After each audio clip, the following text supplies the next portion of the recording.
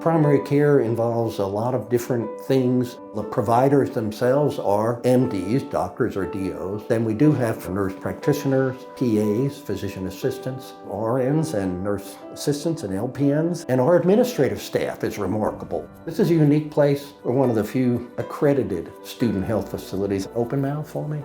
And boy, you get to know throats, and you may, for the first time, examine a young person and find out that something's happening and tell them about it and explain it to them. The parents aren't here. This is the first time they come by themselves. So a lot of times the patient will have the mother on the phone and we'll all talk together. We do virtual visits. One of our practitioners is dedicated to doing virtual visits now. I have a camera in my office set up to do it. The students can actually make an appointment themselves. They can do it online. The other thing is to make a phone call and say, I need to make an appointment, and you will be connected to the people that do that.